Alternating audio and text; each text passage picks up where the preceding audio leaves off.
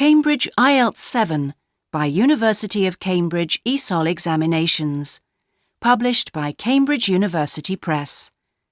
This recording is copyright. CD 2. Test 3.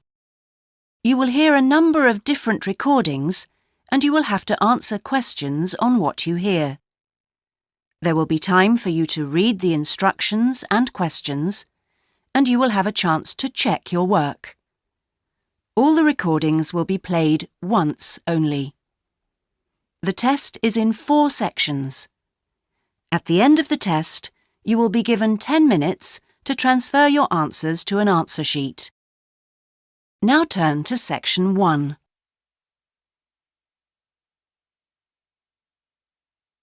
Section 1. You will hear a conversation between a student and a job advisor. First, you have some time to look at questions 1 to 5.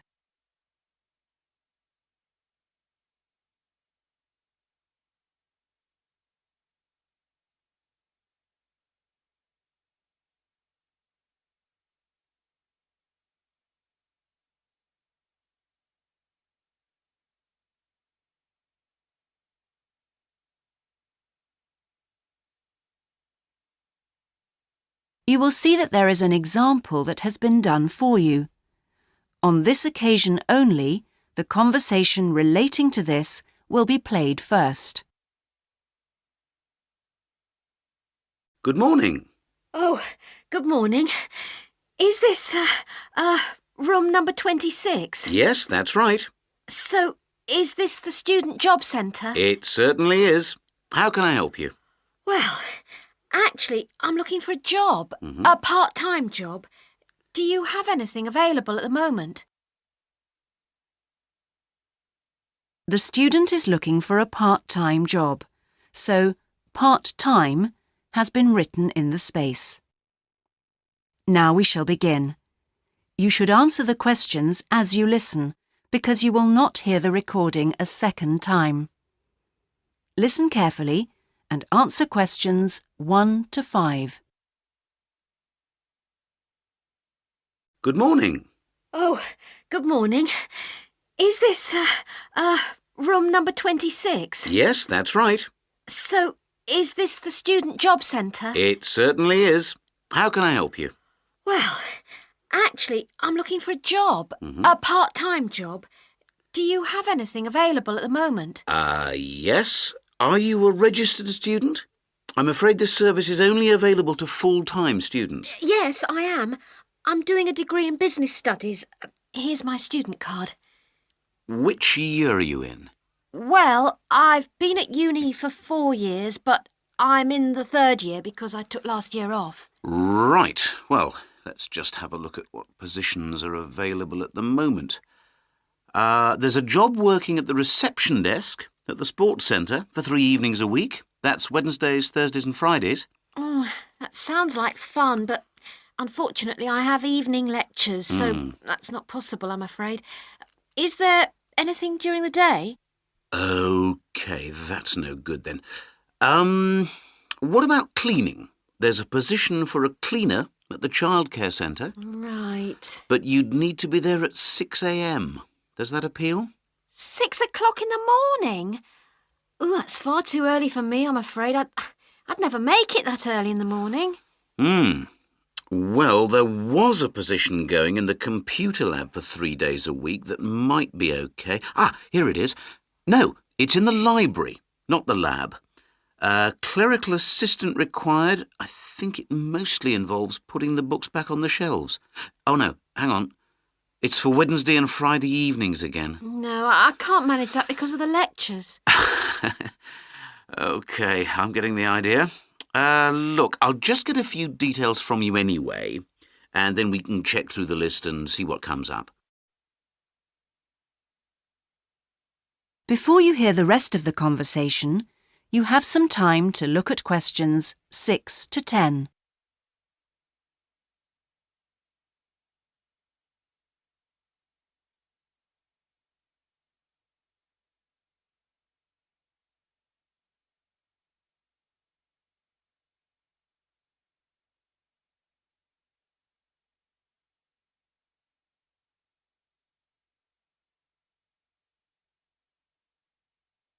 Now listen and answer questions 6 to 10.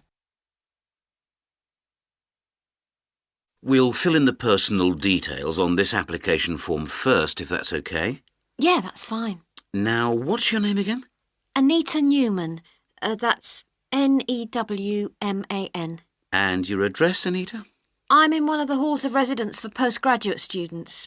You know, International House. OK, that's easy. What's your room number there? Room B569. No, sorry, B659. I always get that wrong. I haven't been living there very long. Do you have any other skills?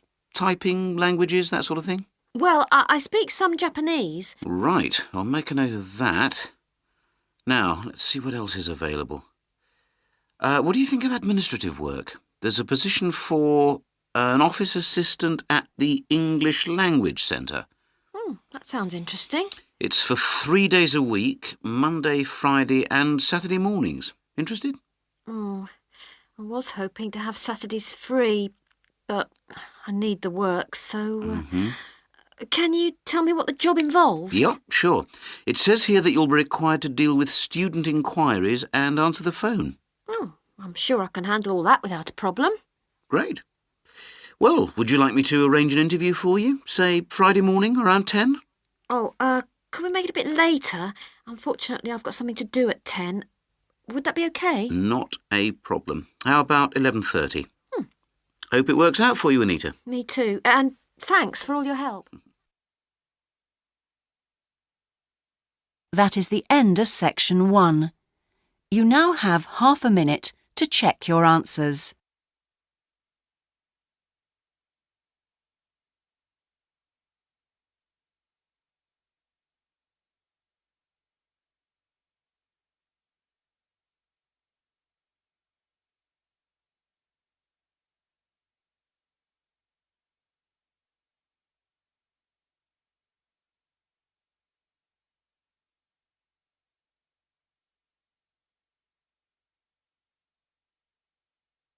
Now turn to section 2. Section 2. You will hear a talk given by a group offering a walking holiday to raise money for charity. First, you have some time to look at questions 11 to 16.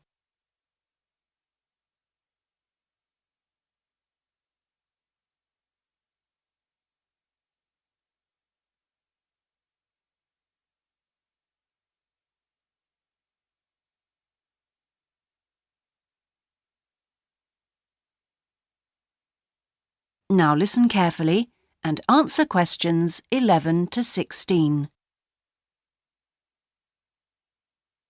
Good morning. I'm very pleased to have been invited along to your club to talk about our charity-sponsored walking holiday for education aid. I'll start by giving you a brief overview of what it entails. First of all, let me explain what we mean by sponsored here. This is where people promise to donate money to the charity if you achieve your goal. In this case, to walk a certain number of miles. Basically, we are organising a 10-day holiday from the 6th to the 16th of November, with 8 days actual walking, trekking in the Samira Mountains. Let's have a look at some of the details. We require you to raise sponsorship money of at least $3,200, paying $250 of it up front as a deposit, and the rest in stages throughout the year.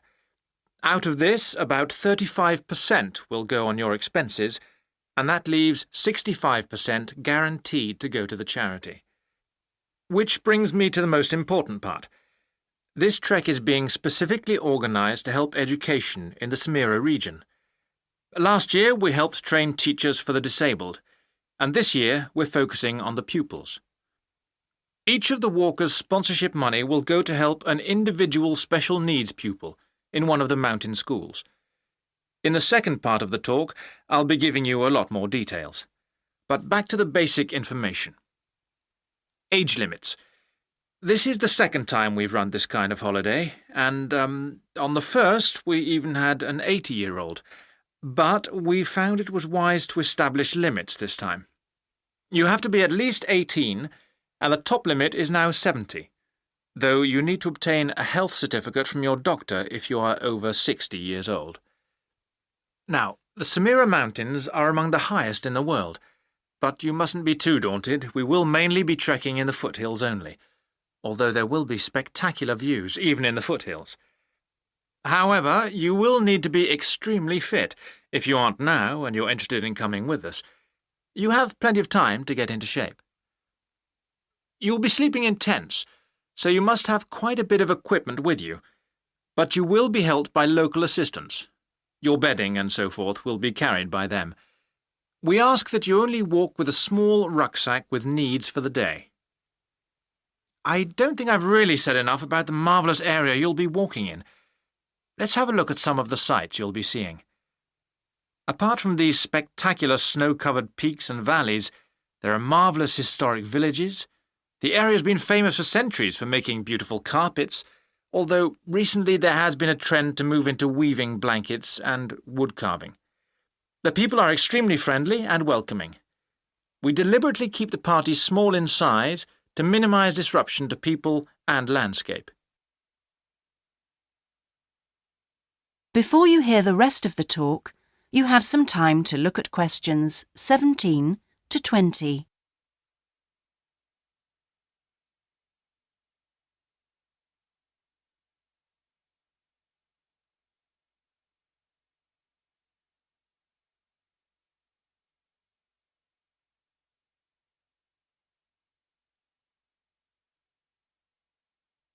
Now listen and answer questions 17 to 20.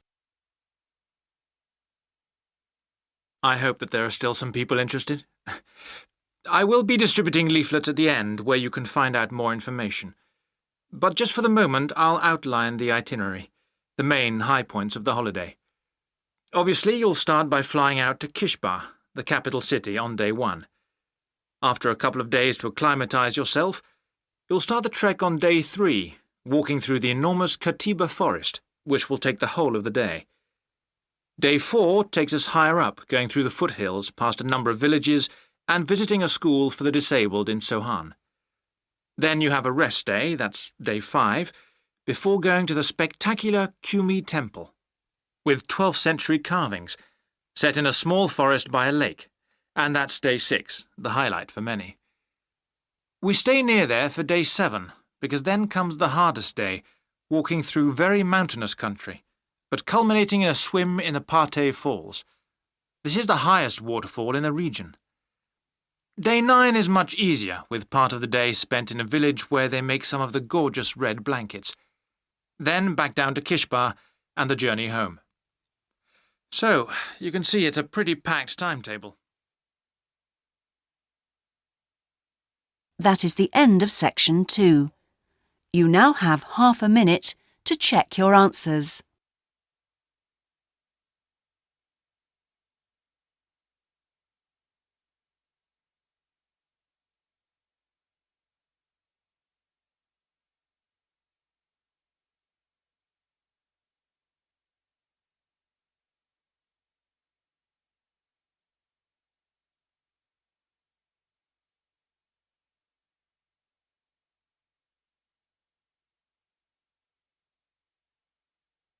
Now turn to section 3.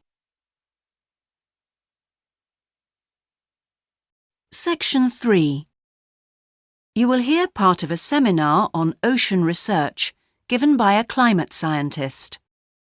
First, you have some time to look at questions 21 to 25.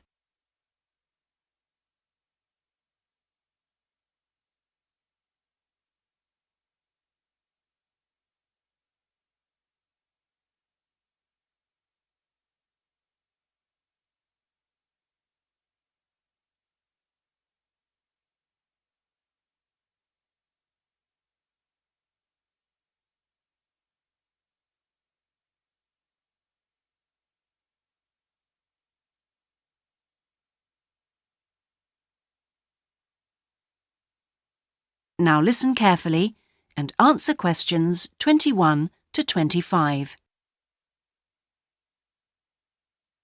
Thanks to all of you for coming along today to hear about how the Robotic Float project is helping with ocean research. Well, first of all, we'll look at what a robotic float does and its use. So let's start with the device itself. It looks a bit like a cigar, and it's about 1.5 meters long. More importantly, it's full of equipment that's designed to collect data. So it can help us in building up a profile of different factors which work together within the world's oceans. Sounds like a big project. Isn't it too big for one country to undertake? That's quite true, but this project is a really good example of international cooperation. Over the last 5 years, scientists from 13 countries have been taking part in the project and launching floats in their area of ocean control. And next year, this number will rise to 14 when Indonesia joins the project. That's impressive. But let's move on to how floats work. The operational cycle goes like this. Each of the floats is dropped in the ocean from a boat at a set point and activated from a satellite. Then the float immediately sinks about 2,000 meters. That's 2 whole kilometers down in the water. It stays at this depth for about 10 days and is carried around by the currents which operate in the ocean at this level. During this time, it's possible for it to cover quite large distances, but the average is 50 kilometers. So, what is it actually recording? Well, at this stage, nothing. But as it rises to the surface, it collects all sorts of data. Most importantly, variations in salinity, that's salt levels, and the changes in temperature, a bit like underwater weather balloons.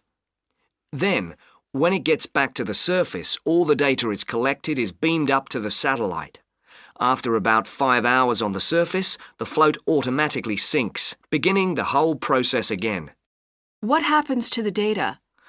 Well, the information is transferred direct to onshore meteorological stations, like our one in Hobart, and within 4 hours the findings can be on computers, and they can be mapped and analysed. Before you hear the rest of the seminar, you have some time to look at questions 26 to 30.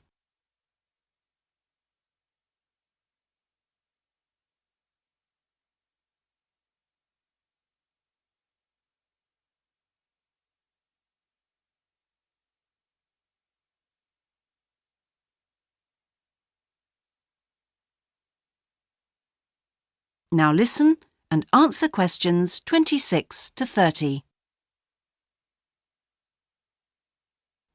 You say you're building models of the world's ocean systems, but how are they going to be used? And more importantly, when? Some of the data has already helped in completing projects. For example, our understanding of the underlying causes of El Niño events is being confirmed by float data.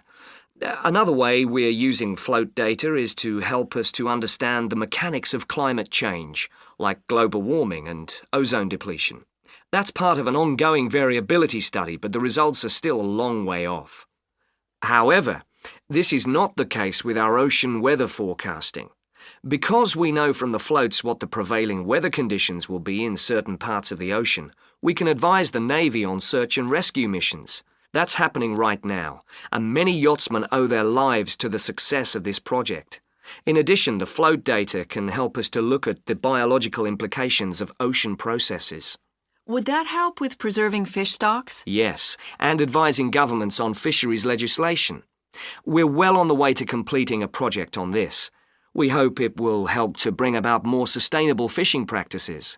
We'll be seeing the results of that quite soon. It sounds like the data from floats has lots of applications. Yes, it does. It's also a powerful agricultural tool. If we were aware of what the weather would be like, say, next year, we could make sure that the farmers planted appropriate grain varieties to produce the best yield from the available rainfall. That sounds a bit like science fiction, especially when now we can't even tell them when a drought will break.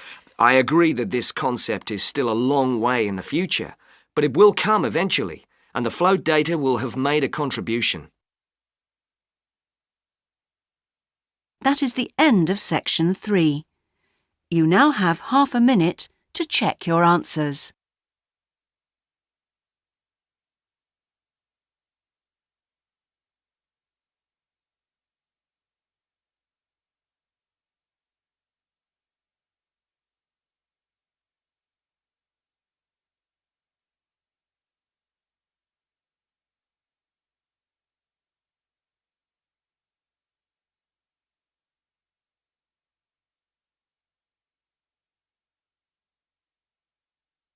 Now turn to Section 4. Section 4. You will hear part of a lecture about hotels and the tourist industry. First, you have some time to look at questions 31 to 40.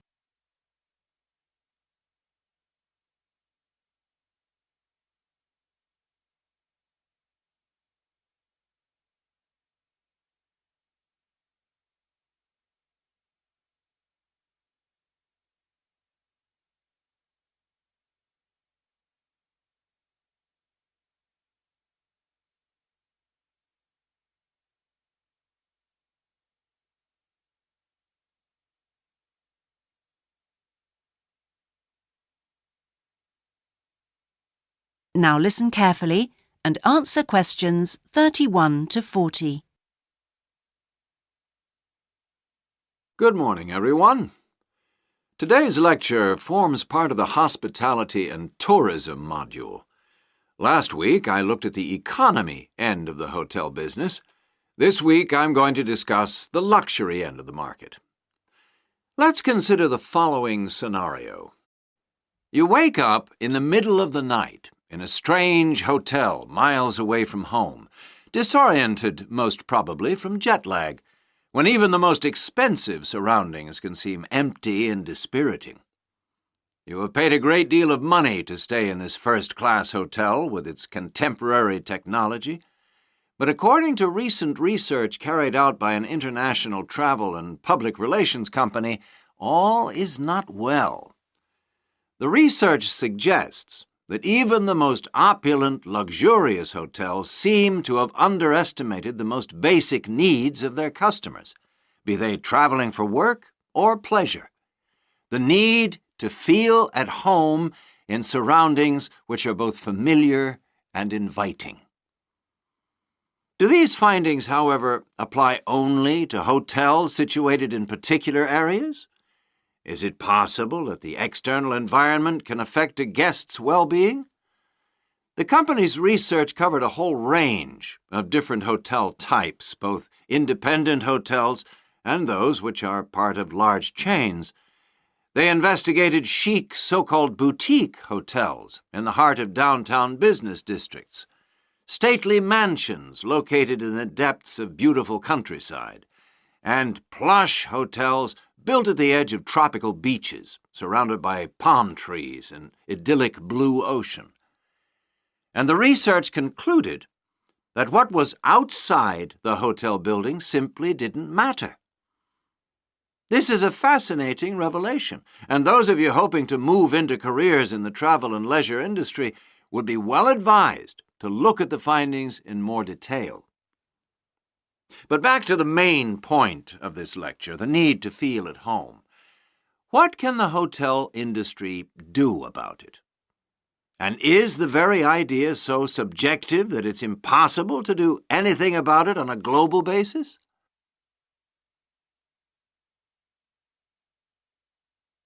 However, nothing stands still in this world. One company has come up with the slogan, "Take your home with you," and aims to provide clients with luxury serviced apartments.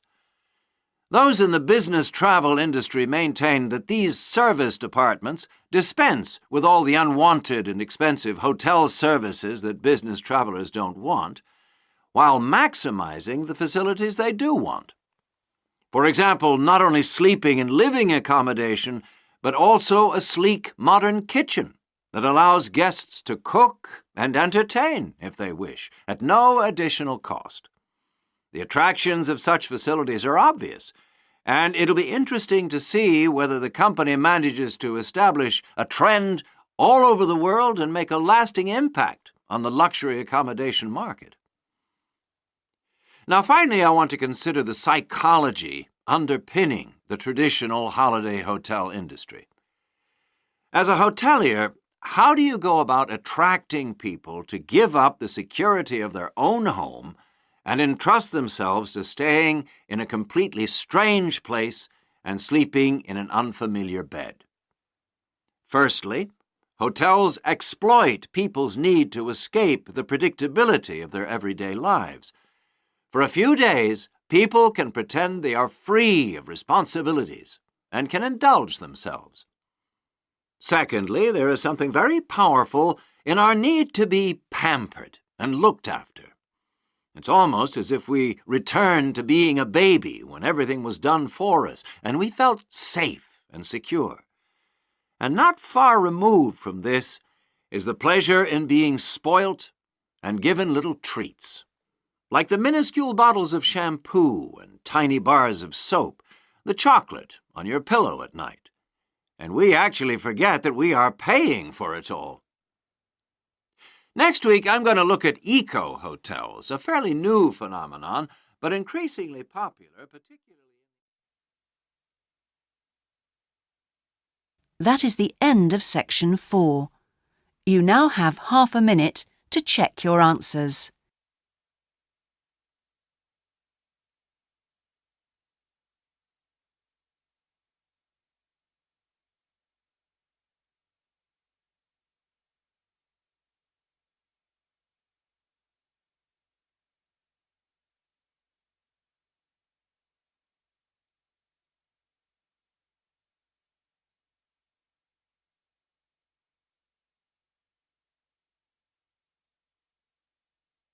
That is the end of the listening test. In the IELTS test, you would now have 10 minutes to transfer your answers to the listening answer sheet.